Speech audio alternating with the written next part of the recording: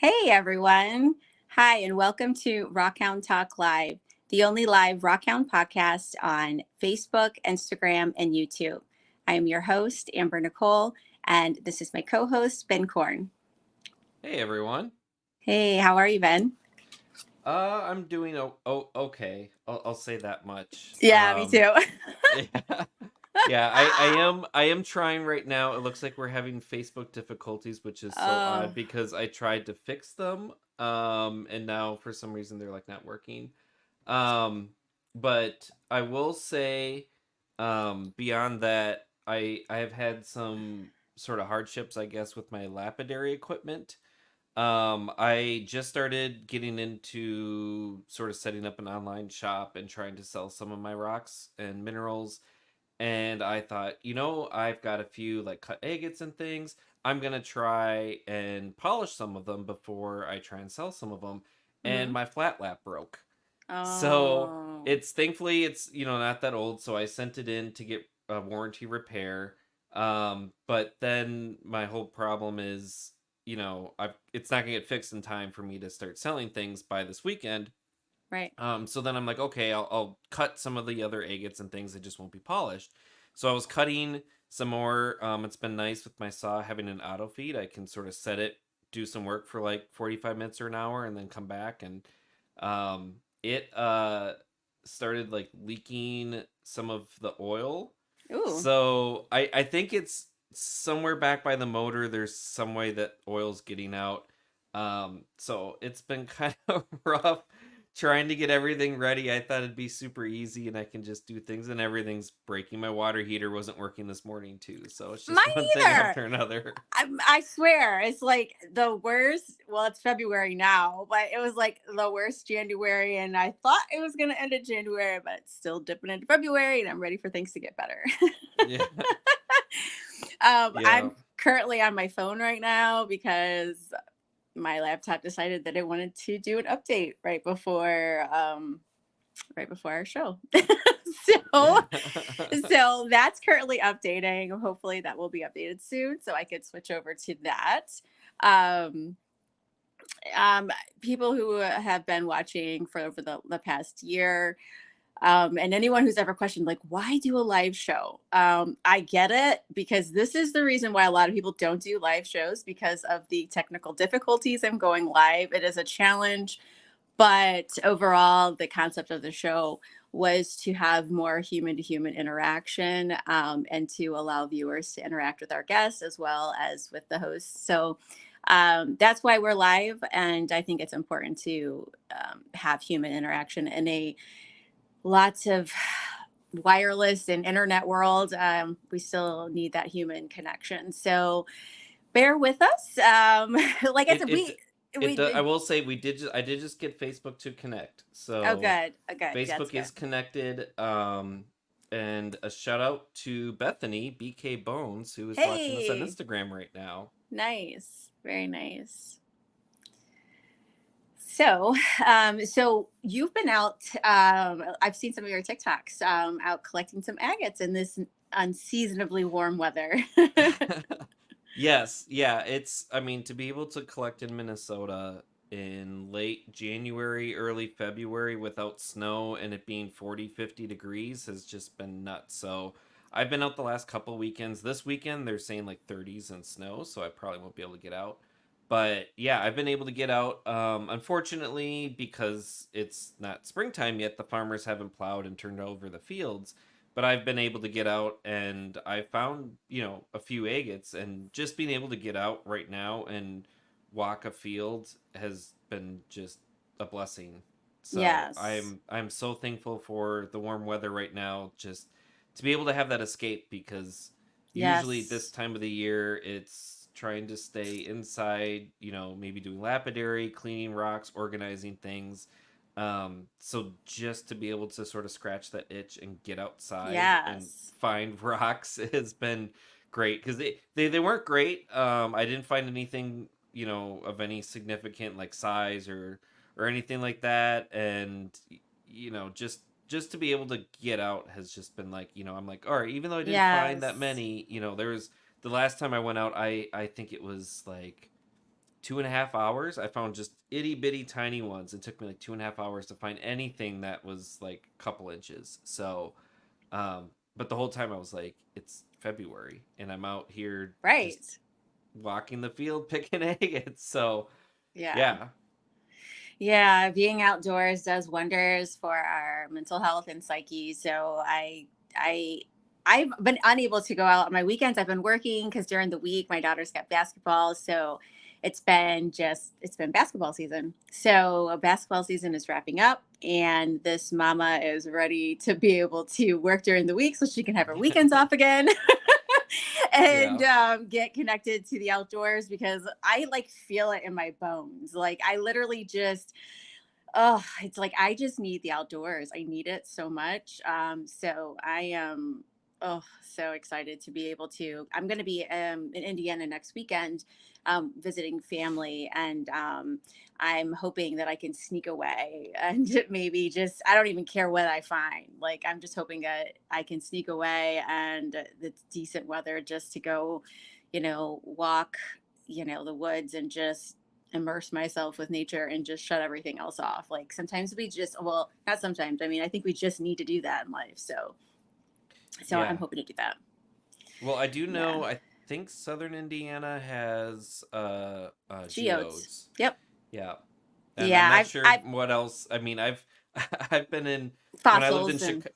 Yeah, when I was in Chicago, the part of Indiana I'm used to is like Gary, Indiana, which yeah.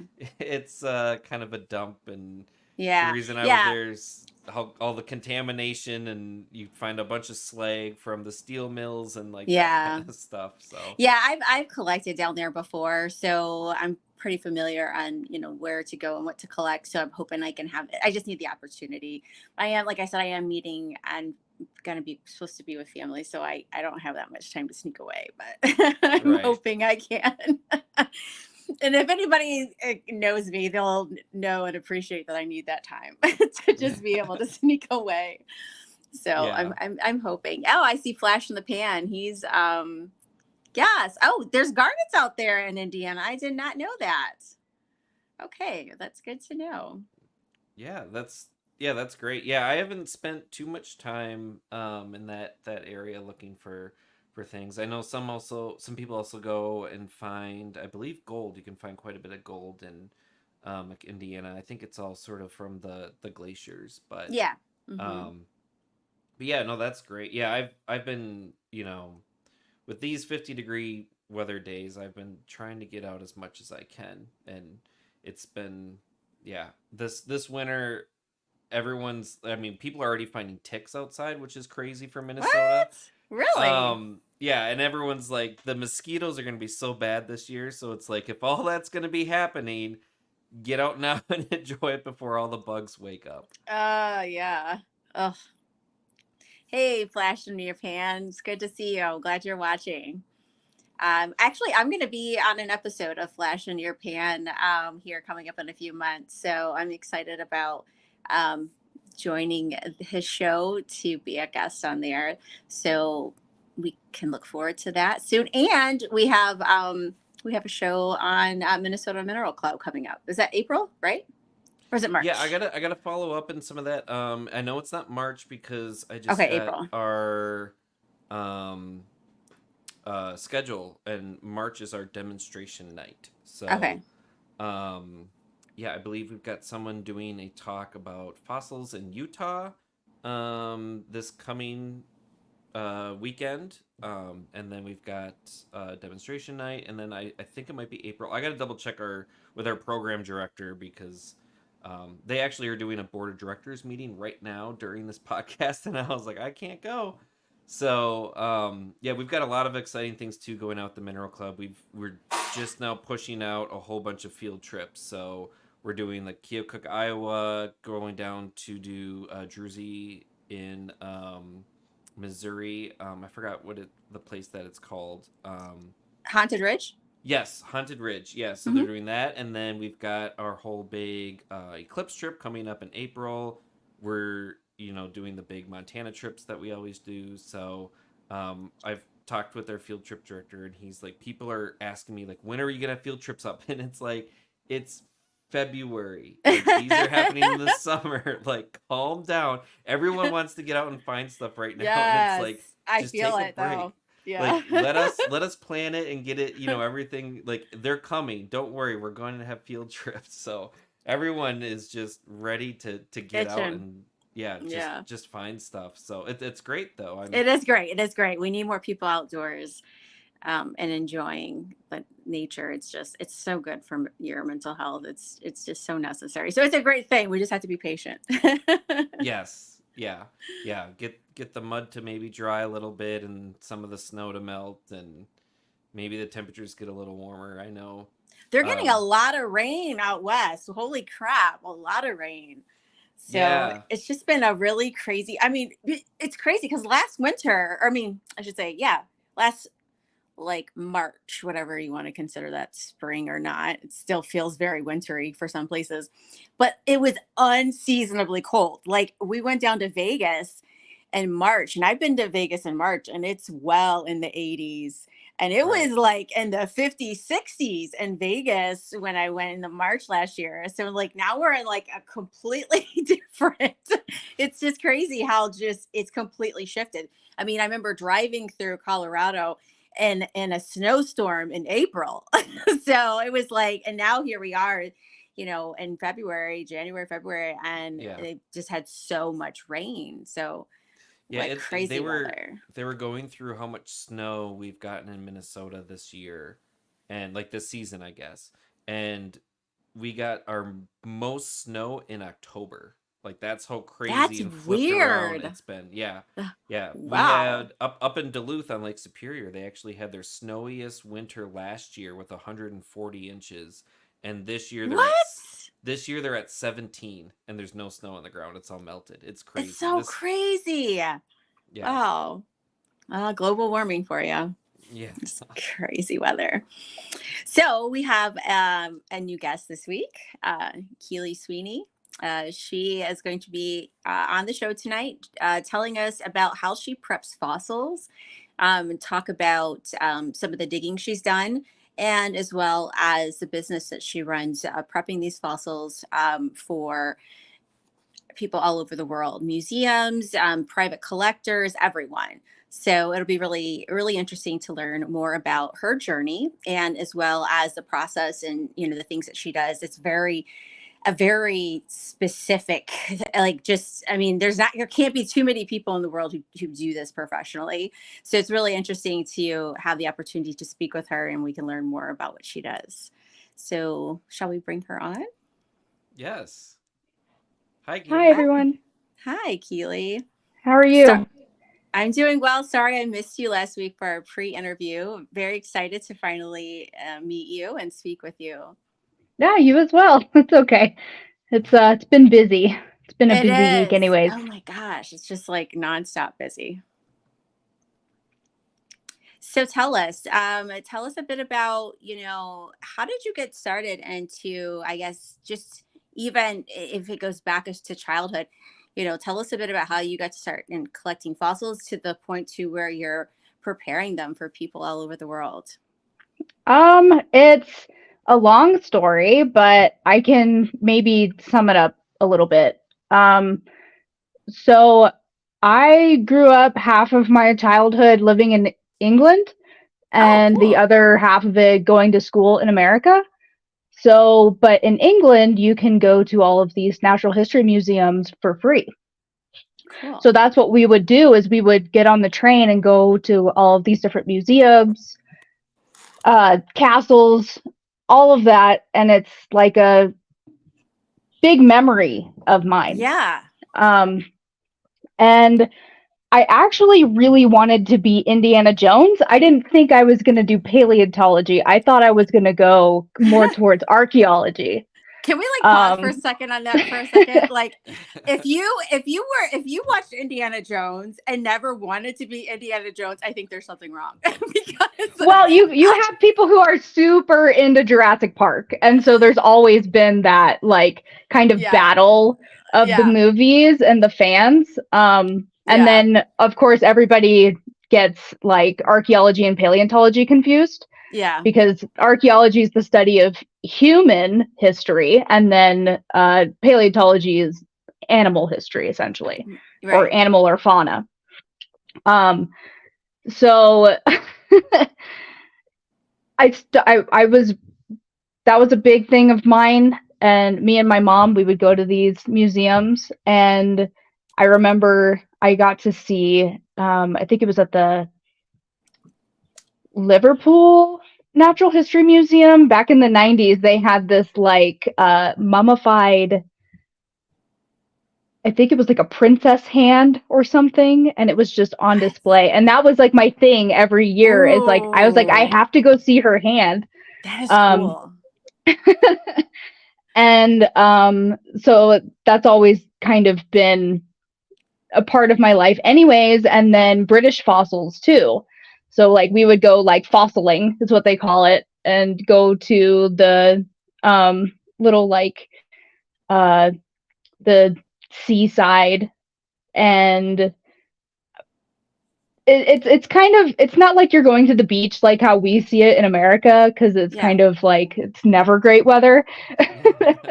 so so it's always like raining or something like that. But I've always picking up rocks, I think forever. I think all of us can kind of jive with that. Like you've always picked up rocks at some point. Um, and then like fast forward, I definitely didn't think I was going to get into any type of historic field at all. I was pretty directionless actually as like a teenager. So Mm-hmm. when I was going to college, I didn't know what I wanted to do. Like I was putting money into going to college for a degree that wasn't going to matter anyways, because I just thought that it would help me get to some type of job to have it on a piece of paper that I went to college, you know? Right. Um, so I am technically a two-time college dropout, and I which is kind of, it's crazy to say, but I think more people now are figuring out that you don't have to have a degree necessarily to go and do the types of things that you want to do, and hopefully you find something that makes enough money for you to survive. Right. Even the people who do have degrees, they're struggling to find those jobs anyways. So I think we're at this weird shift right now, in America specifically. Um, I have a lot of friends who they went through like paleontology programs, which is great. I would, if I was further back in my life, I probably would go for more like paleontology degree type stuff or classes. Um, but I wasn't thinking about that at the time. I was thinking about, oh, all of the job, like 2010, right? All of the Right. jobs are going to be in tech. Like all of the jobs are going to be um, something about social media or something, right? Right. So that was the main focus. And then so I was getting jobs like corporate sales type jobs, Mm-hmm. and I hated it. I hated it so much. Yeah. Um, it was like I liked the thrill of sales in that way. It was exciting in the beginning, but like I wasn't working for Google, you know what I mean? So it was like I don't know how much I like this. Um, and so I was working in corporate sales when paleontology struck, which that's the only way that I can even describe this, Right. because I wasn't looking for a job in paleo. It was like I was like scrolling Facebook, I think, on my break at work. And I saw an advertisement for it said fossil preparation, like willing to train the right person, and it had a phone number, and that's it. And I was like, And Ooh, you that would be were okay, interesting. were you in whatever. the UK at this time, or were you in the No, States? no, no. Um, I've I've always been uh so I was living in the United States most of the time, and then when we had summer break, that's when I lived in England. But when I was much younger, it would be split like 8 months out of the year before like I was in school. So I Wait a was minute. in I do have to Wyoming at ask. the time. I do have to ask real quick. Are you kind of like you wish you had an accent? I did when I was a kid. Oh, did you? Okay, because I'm Yeah, like, you and sound then very American. So I definitely put on a type of accent because my accent, uh if I let things slip, I have many words that slip. Um, I don't know if it'll happen in the live stream. um, because like my mom is British and I grew up in the American South.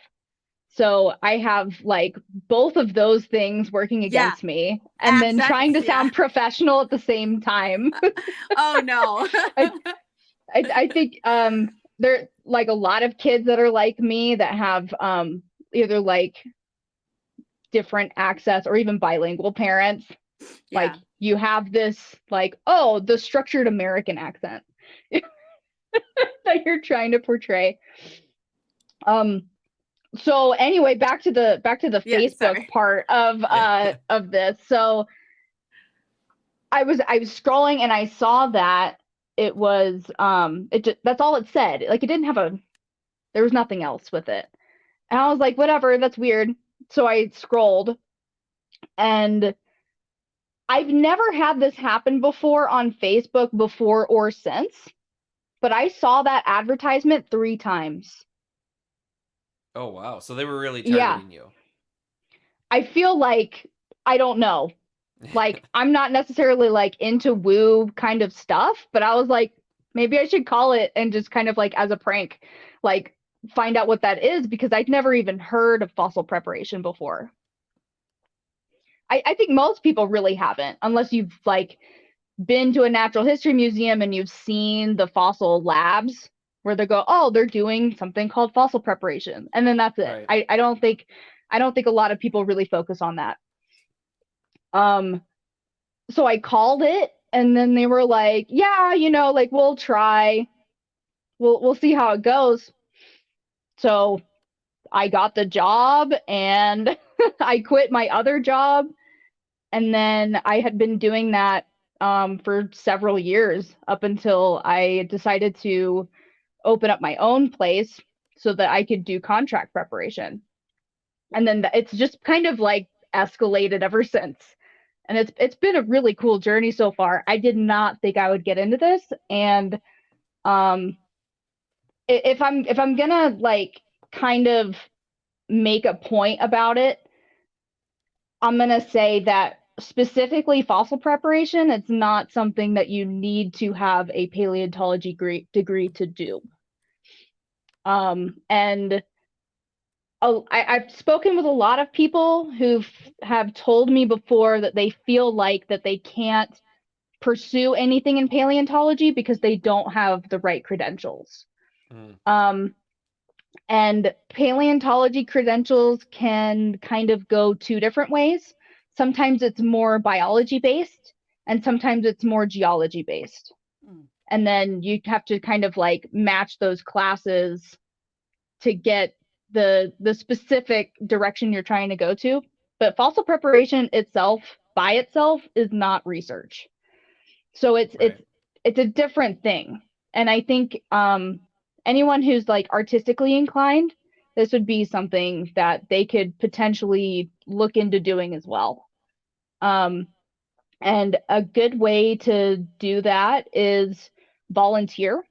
There's natural history museums will all I've never heard of one not taking in volunteers. And everyone needs the help too. So you can be a part of like a project that's like bigger than yourself and it's going to last forever just by volunteering. And I think that's something that's pretty exciting about fossil preparation. Yeah, Well, that's I think it's so. incredible. So did you like have it in your mind like I'm going to end up in Wyoming doing this, or was it something that like you just were like, well, this is what I want to do, so I guess I'm going to go to Wyoming? No, so I was living in Wyoming. I was like I did corporate sales for this region, it was Southwest Wyoming, Eastern Idaho, and Northern Utah. So that's what like my job was. But I got married to my husband, and his family's from here. So that's how I Okay. ended up in Wyoming. Okay. And I'm Well, that's a good place to assuming be considering, what you do. I mean, It's the yeah. perfect place. yeah, Yeah, it's yeah. I the mean, fossils are here, and yeah. I got a random job doing it. So I'm assuming you've been out a lot to look for fossils in Wyoming. Is there like certain spots that you really like to go? I'm assuming around Kemmer, or are there other spots? There's a few like commercial quarries that offer fossil digs for like a rate. And it just depends on what kind of like digging you want to do. Um, so there's like different types, but one of my favorite ones is American Fossil because you can go there, you pay a flat rate, and you get to keep everything you find up to Oh, $100,000 worth if you find oh, something rare. Yeah. ooh. I actually did. Where is So that at? it's in Kemmer. Uh, yeah, so it's about Yeah. I don't know, like 25 minutes outside of Kemmer. Okay. Yeah, Um, and I it, went there. Yeah, I went there as part of my road trip that I did. I spent a day there. And I had really good luck. I didn't find anything like crazy rare or anything, but just the quality is really good. I should say I did find one big plate that had I think like 9 or so fish on it. that's But it's awesome. yeah, but it's really cool. The only thing, if anyone is gonna go to American Fossil, the one thing I will warn you about is they do have a hard stop at like I think it's 5 p.m. and they've got like tile saws that you can use to cut down your fossils, which is really nice. So if you've got a big Mm, plate and there's a fish in it, you can cut off the excess so you can package it better.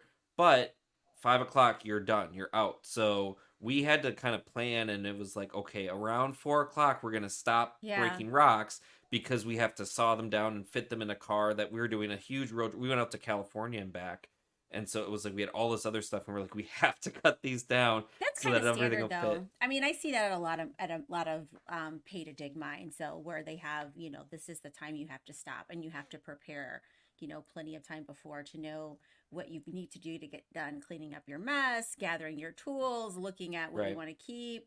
So I feel like that's pretty standard. Is this is it pretty expensive to dig there? no, It was really cheap. no. I don't even remember how much it was, but it was very very reasonable. I think it was cheaper than some of the other quarries in the area, and Okay. those you couldn't even keep everything that you found. And what are So some of the specimens that somebody would find there? I can actually pull up. Let me Oh, find. oh, she's gonna show us. She's got a whole bunch in the back too. Yeah, let's see it. Oh, those are so cool. Oh, yeah, I want one of those.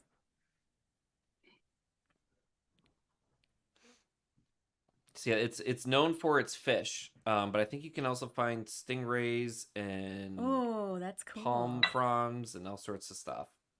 So I found this at American Fossil. Ooh, Can And you what guess is what this that? is? I don't know what it is, but it looks cool. It's What a is it? coprolite. It's a turtle Oh. coprolite. Stop it. So Oh it's my a turtle poop.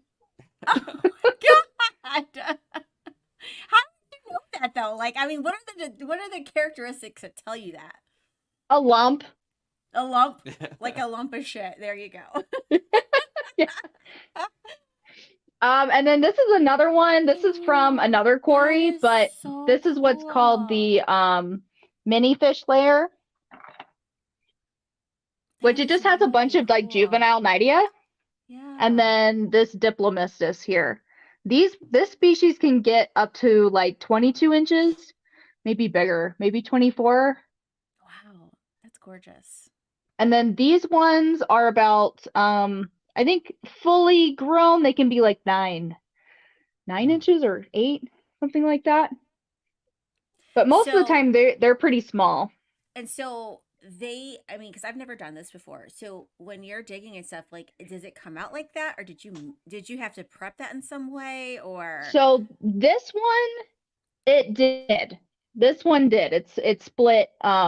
It had like a positive and a negative, and mm-hmm, this is the positive side mm-hmm, when they would split it open. But you can see there's like different layers. mm-hmm. So you're just kind of like you're picking a layer to split open, and And then hopefully there's something inside. are there indicators that you're like, oh, this is something that I think that there's some Yeah, fossils in so there. you can look at something called a cross section, which I'll try to find something Okay. maybe. Okay, so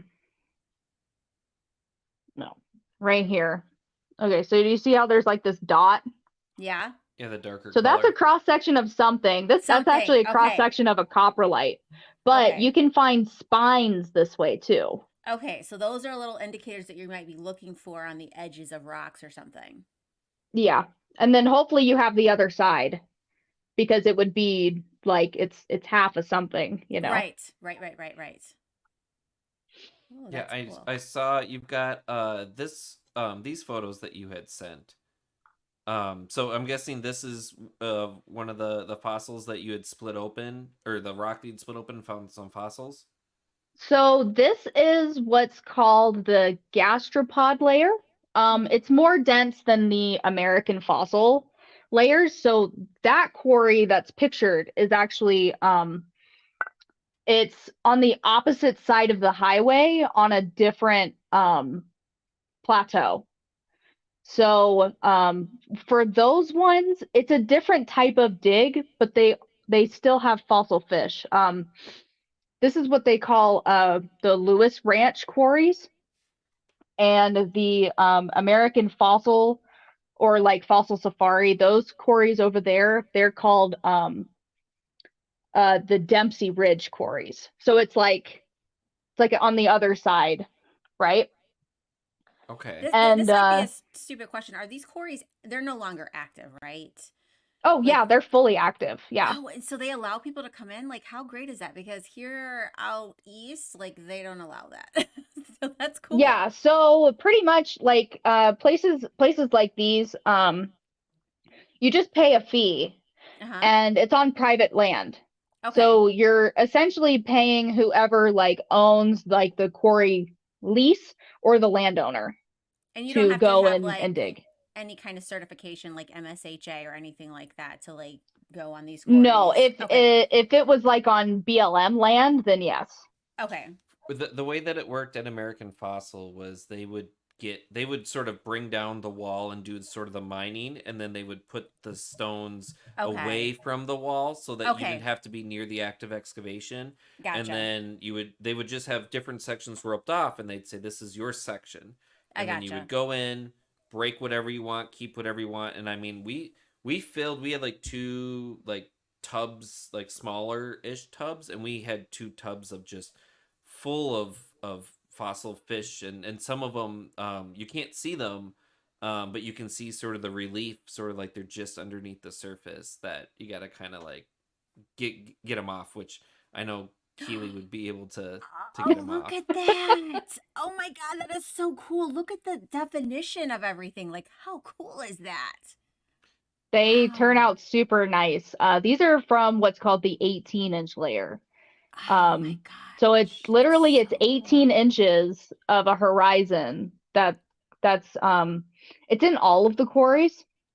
It just depends on like at what level of overburden that they have to remove.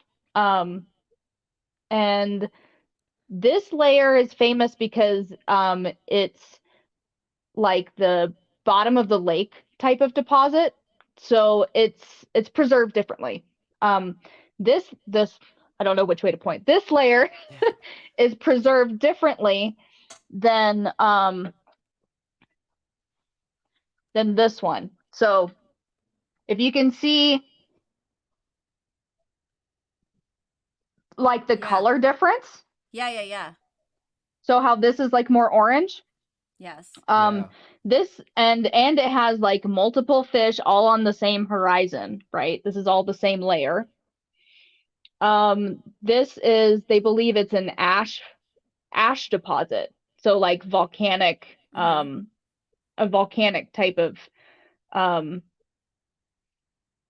preservation, right? So this one was the bottom of the lake where it had like high salinity, but also cyanobacteria at the Oh. bottom. So the higher salinity, like the brackish water, would prevent other fish from Mm. eating the fish that have died and floated to the bottom. Mm-hmm. And then the algae, the cyanobacteria, would rapidly cover the fish. And then you would have I forget kind of like how exactly the process is for essentially limestone. Um, But either way, it preserved it very well. so yeah, it preserves it super well. Yeah. And then compacted with layers and layers of limestone deposit. So do you have And to that's what, prep? Do you have to prep these different then? Like, is it harder for one of them or the yes, other to get them out? yes. Yes. So So it this would. is more, so like when you pick up a rock like this one from the 18-inch layer, it feels like tile. Whereas if Okay. you remember at American Fossil, it's kind of chalky. Yeah. Okay. Yeah, so it's different. So these ones require more, definitely a different type of prep. You could still use the same tools for like fish from both Oh, places, that's so cool. but it's a different process. The 18-inch layer ones take longer to do. And do they tell you which layer that they're blasting from to know what you're digging through, or how do you know which layer it is? Just So by the most of texture, the or quarries, they're actually set up in horizons. So like you'll have a plateau up here of like they'll excavate just to a certain layer and then they'll mm-hmm, do a step down into mm-hmm, another part of the quarry and they'll excavate at this other layer and mm-hmm. then eventually all the way down into the 18 with Okay. the 18-inch layer. Um, at American Fossil, they do it a little bit differently where they're pulling it out of the wall. Whereas Oh, on the other side of the road, they do it more like this. okay. So when they're pulling it out of the wall, they're doing all the layers at the same time. And so then you would So just need to know how to Dig over identify. here and peel up some of these, and then dig over here and peel up some of these. Okay. so tell me about this stingray. Is this one that you did for like a client then? Yeah, so this a client stingray. He found that at American Fossil. That is so cool. And he was like, he told me that he'd been going there for like 10 or 15 years, I think, and hadn't, he said, finally got a stingray. Oh. Um, and so he called me and I went and picked it up from him.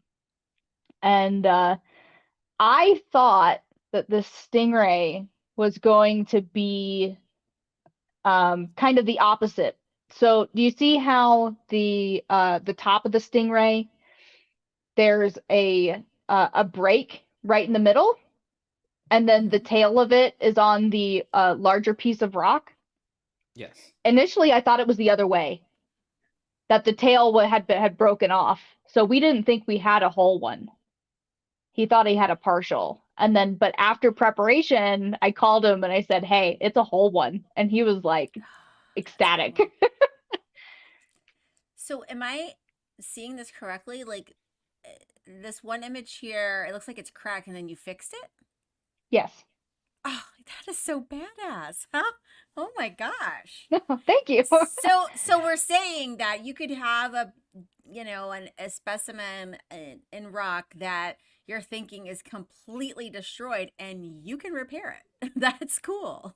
Yeah, that's part of my business. Oh my God, that's so cool. Yeah, you sent in. Let me pull up the other. Remind me again. What kind of fossil was this? So this is a Tethesaurus. It's like a small mosasaur that a client had purchased at a fossil show. He purchased it broken, and got a good deal on it. And then called me to have it repaired, and it was in three pieces. um, so really the only way that I could figure out how to put this thing back together without destroying the fossil on the front was to put it in a bed of sand for us to get the whole thing back together.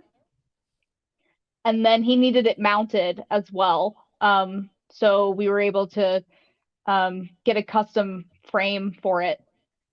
And That that's is how it just looks in his house now. that is incredible. Like, what a rewarding job. Like, to be able to do that, to take something that someone thinks, or maybe they don't think because they know you're so good, but like they think that this specimen is just like, this is what we got. And then like you they're can literally fix it. they're interesting challenges for sure. Every single fossil needs something different. I have yet to prep anything that it's like the same thing over and over. It's everything's different. And what are these? I think the bones that I think it said it was raptor or something. Yeah, like little, so there's like little raptor bones in my hand in that in those two pictures. It's the same bone, it's just been turned. Mm. Right. And then the larger bone is a partial T-Rex vertebra.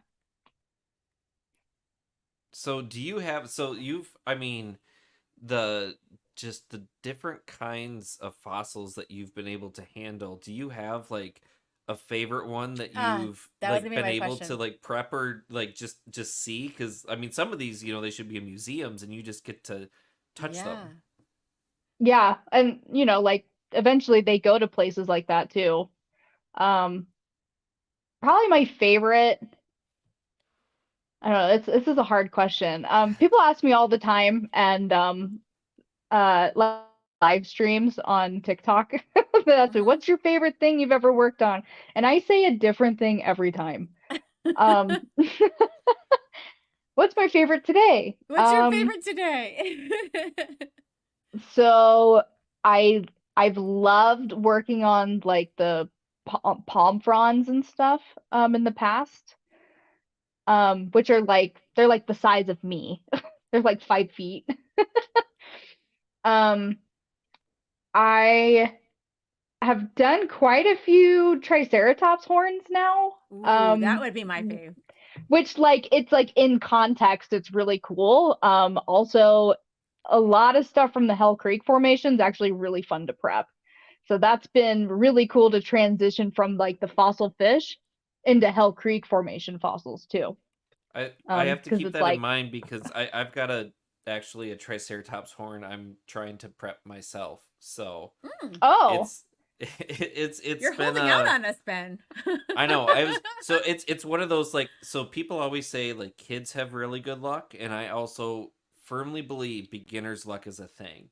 My very first time going to a dinosaur ranch in Montana on private land, I found this triceratops horn, um, and I've had it now for a while. It's in a few different pieces because I found it underneath a sagebrush, so the roots had gone down and sort of broken it up. But all I saw was just the tip, and then I excavated it back and was able to get it. But it's just been sitting now where I'm like trying to get like the dirt off and stuff, and then it's in pieces. And I bought some of the like paleo bond and different things to try to like get it back together. But I just don't have the time and now almost the patience to sit there and spend like a bunch more time trying to put it together. But yeah, that's and then I will say, because the algorithm led me to you. I was scrolling on TikTok and saw you were doing one of your lives where you were prepping a fossil. Is that how we came Um, across Keely? Is yes, that yeah, and so? so So you were looking for some shit to get fixed. You found well, no, her. I wasn't even looking for anything to Oh, get fixed. I was okay. just you're just bored on scrolling. TikTok, and it just came up, and I was like, oh, someone's like doing fossil prep, and like you were really like interactive with people. I was like, oh, this is awesome. And then I actually sent you, so I'll show the videos. So I actually sent, so this is a nodule I had found in Vernonia, outside of Vernonia, Oregon, and I had seen this on the back here after I kind of cracked it open, and someone was like, "It looks kind of like the side or the end or whatever of like a crab." And I went back and sort of was reading up more information about it, and I was like, "Oh, like this area is known for crabs and whatever." And so, um, I had no idea what to do because I was like, Okay. I don't know what's hidden in there. I don't know how to get any of it off. I don't know anything, and I held on to it for I so many years. I think I found it in probably like 2016. Oh, okay. So I held on it for a long time. So I sent it to Keely, and she did this to it. Let's see. Oh, wow. What? So this is what was called a What? frog crab. Oh So my that was what was gosh. hidden inside Oh, that's so cool, Ben. it. I Like, love it. yeah, like I had no idea, and I'm guessing Keely didn't know either about like what would be there. And there were No. like Like, how did legs you and all get the sorts of stuff. coloration and all of that? Like, what? Like, that's cool. The color was there. It just had like this was so weird. Okay, okay. It was like an alien to work on. It was That's cool. it just had that like little bit of the back exposed, which we figured it was crab, but we thought maybe that was like the side of a crab. You know, like if you're thinking about like a normal crustacean, it looked like it was just the backside, but Right? it ended up being the top because it's such a Oh. weird face. And frog crabs are long ways, they're not wide. So they're Oh. long ways, and then they have like their Oh, little and you legs can that come even out. see like the, oh my gosh, that is so cool. That is really And there's cool. probably more legs underneath it, but whether they're attached to the shell, I figured it's probably not attached. The other ones were not attached, but I was able to keep them on the matrix. I'm And then just it thinking like, it sits nicely too. So yeah, sometimes you have to make kind of like a visual type of prep more than just prepping it yeah. all out and then having all of the bits Because I'm just like, done. how did you know? Like, because when you're looking at it before and the after, like, how did you know that little arm was underneath there? And like, you didn't just cut it off. Like, It like, just like I was just using some air abrasion and it started to reveal, so I followed it out and then yeah. it's So a leg. how long did that take you to finish from start to end? I think I was in like about 3.5 hours or so total. Wow. Part of that too was like I'm trying to figure out what the heck this thing is because I'm like, it's a crab, but why doesn't it look like a crab? Mm-hmm. So I contacted somebody actually in Washington, who works on crabs regularly, and I sent him a picture of it, and I'm like, hey, um, I What told does my it say? client this is a crab. Is it a crab? And he's like, yeah, it's frog crab. Those are kind of rare. I'm like, okay, That's cool. really cool. Just speaking for you and anyone else that like someone who's a professional and does that, that you always have, resources and people that you can tap into, you know, to Oh yeah. to learn from and to make sure that, the information that you're giving is correct.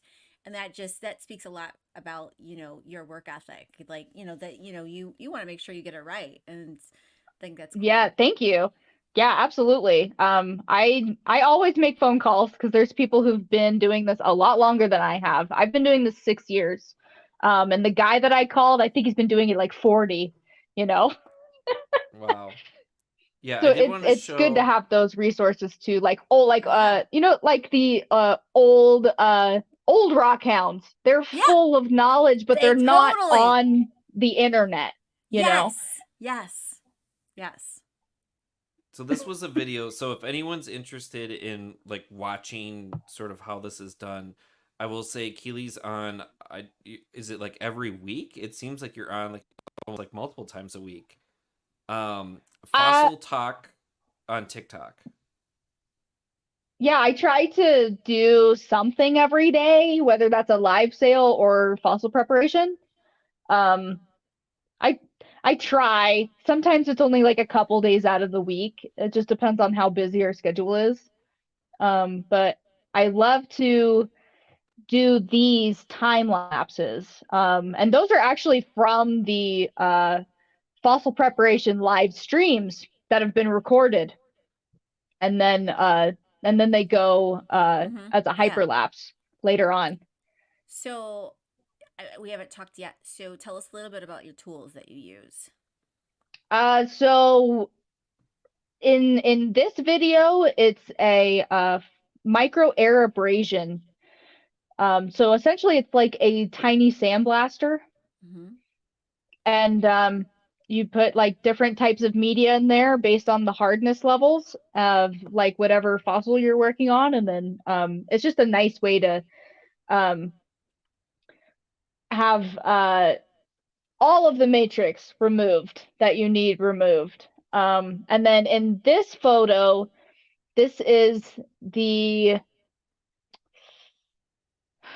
what is this one? It's Zoic Paleotech's Air Scribe from their Pro line. So it's like a low PSI pneumatic tool. So it's like a little handheld jackhammer. Okay. And then that helps lift up layers too. And do you have to do all this in like an enclosed system or something to control like the dust, or what do you like? How does that part of it work? Yeah, I have a dust extraction, and then I have enclosed units as well. So I have both essentially. The enclosed unit is nice because then like all of the dust just gets sucked out and I don't have to worry about it. If I'm not in a situation where like I can't have dust extraction, like if it's a really big specimen or something, or just something has to happen, then I'll use a mask and some good eyewear too, because you want to make sure to protect yourself. You don't want to breathe this stuff in. Right. Right. Yeah, I think you sent a photo, but unfortunately my computer thought it had a virus, so I didn't get that one uploaded. I did. I don't know. This is just incredible. Like, just so these tools that you're using, they are specifically made to do the kind of work that you're doing, or are these tools used for other kind of professions? I think the air scribes, specifically from Zoic Paleotech, like the brand, they make fossil preparation tools. Like that's their entire business. Okay. They all of those air scribes, they're like hand milled. So like they've been like custom like machined and milled. So that you can use them for many hours at a time and it's not going to like ruin the nerves in your hands. Overheat and all that good stuff. Right. And vibrations, yeah. Yeah. So like carpal tunnel, or like where it's, I forget what it's called, but there's something where if you've like held on to vibratory tools for too long, over an extended amount of time, like you can lose feeling in your fingers, and they're like white. So it's, those tools have been made so that that's preventable. Like not all tools are made that way. Like Raynaud's disease or neuropathy, that kind of thing. Is probably what you're thinking of. Yeah, like I have no medical. I don't know anything. Okay. That might be more for you. Okay. Yeah, like that's really great though, like that you're using tools that are already thinking ahead of like people who use this and what kind of damage it can cause using these kind of tools. I mean, that's a great company, obviously. Yeah, and they're technically the only ones that are like OSHA certifiable. Okay. So that's something to look forward to as well, because they focus on museums mostly for those tools. So they want to make sure that they can sell those tools to museums and that they are being compliant. And so they're made in England, and England has a lot tougher rules than we do over here. Yes. So when you first got into this, did you have to like buy all of your own equipment then and like sort of learn Yeah. like figure out, so like if someone wanted to get into this, like is there like a certain like the like brand that you just mentioned, like is there like one sort of tool that you would like recommend them getting? Like starting off. There are like entry level tools you can get. Um, I think there's one called the Trilobite, which I don't remember how much it is. I think it's under $300. And that's like an easy tool to get for a small air compressor. Um, the micro air abrasive units, that's when you're gonna start having to spend quite a bit of money.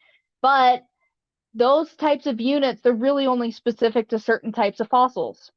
So it just depends on what you're working on, is what you'll need to kind of figure out where your investment fits best.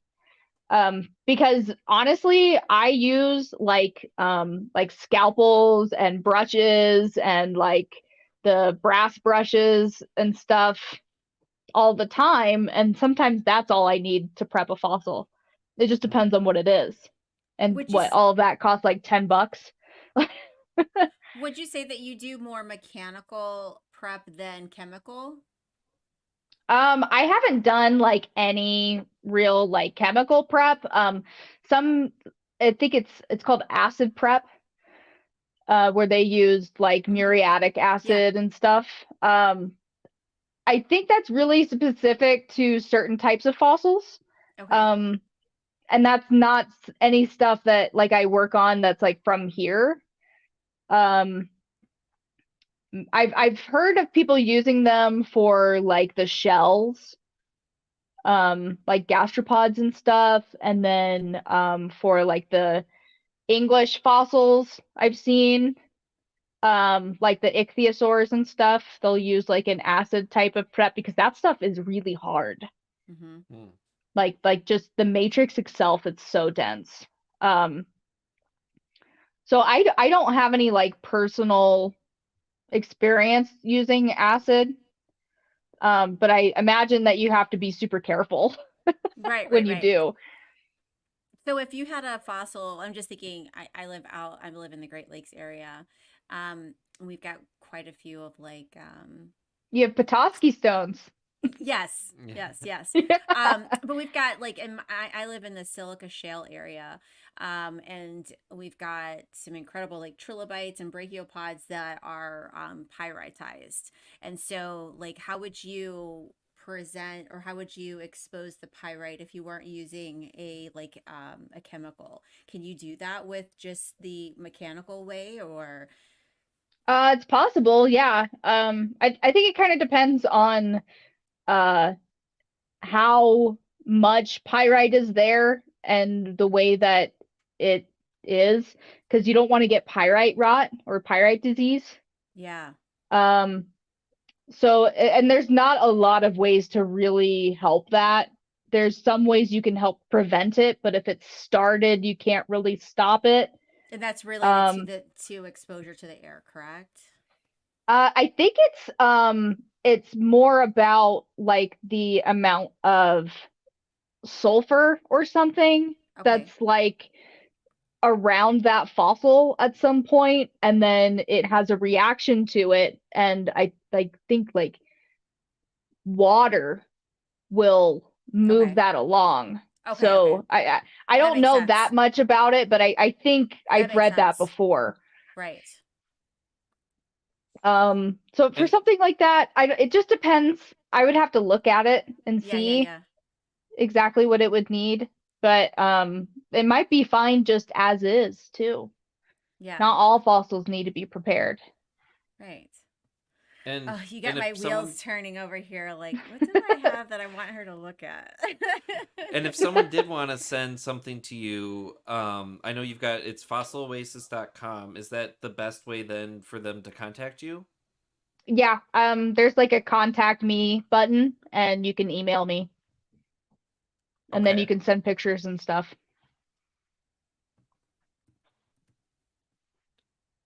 And is your main I know we've all got like several different platforms.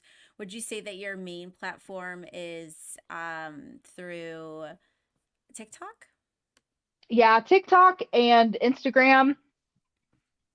Mostly, I think I go live more on TikTok because I think the algorithm's better for live streams. It is. It really Um, is. but if people are on Instagram and they want me to go live on Instagram, then I will. It's kind of like you know, just as somebody who's been studying just a lot in social media and how to grow, it's a dying thing for sure. Um, I think if your goal is to live stream on everything like mine is for the show, I just want to be live on everything, then it's a great goal to have. But I think for live streamers in general that like want to focus on like the best place to stream is definitely TikTok. I mean, that's just for sure. Yeah. I think it's the easiest to get across to multiple people. I think that just the algorithm is there for it right Yeah. now. As of now, this As of could now, it's change. always It's always changing. changing. Yes, Yep. it is. And you got to like learn like TikTok keeps you on your toes. So just to recap, fossiloasis.com. On Instagram, you are fossil_oasis. And then on YouTube, you're at Fossil Oasis. But then on TikTok, you are Fossil Talk. Yeah, it's So the if only anyone one is that's looking, different. yeah. So if anyone is looking, and I think the links are all on the fossiloasis.com. So that's sort of your one-stop shop for any of those links as well. Yeah, and if you're watching the show on YouTube or we'll just keep it at YouTube because Facebook is always giving us problems. All of the links will be noted in this rebroadcast that's posted on YouTube as well. Perfect. So I did have one question that sort of fits into like your favorite fossil. Do you remember your first fossil that you found? I think I have it. You have Oh, I it? you think I do? have Oh it. my Yeah. God, I love All right, hold on. that. I wasn't expecting to have it on hand, so. Oh, that's fine. And if you were watching on Instagram, we just restarted, so hopefully you can find us again. Just Instagram, more only lets us go for an hour. Yeah, only an hour on Instagram because who knows why. Yeah, I mean, if anybody ever just realized all of the different challenges that we go through to do this live for all the platforms, it's quite a bit of work. Yes, yeah, with the every network is uploading. different. Yeah, like every platform's different. Some are easier than others. I mean, and the only when we're not live on TikTok, which is where I want us to be, you have to have over 1,000 followers, and then you would have to get a stream key, and getting stream key is like pulling teeth on that platform. So it's like not each platform has their distinct challenges for sure. Okay, she's got it for us.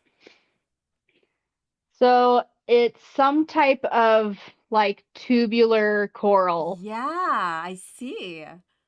And I think I was like 4 or 5 years old when I found this. Oh my God, it's so cool that you kept it. I love that. And where is it from? This is from Florida. Oh wow. That I kind of have one like that I got in Michigan. It looks almost okay. I gotta go get mine. 1 second. I have one that's almost exactly like that. Yeah, they look like tubes. Yeah. I didn't know what this was for the longest time. I thought it was like worms or something, until I found it the other day. And I was like, oh, I remember when I found this. And now that I look at it, like really look at like the internal structure, for sure it's coral. Oh wow, that's so cool. Yeah, it looks just like mine. Like this is mine. Hold on, let me turn mine. So it does. So Yours is the larger. So I've got the little tubulars there, and then you can see like the lines there. So it's very similar to yours.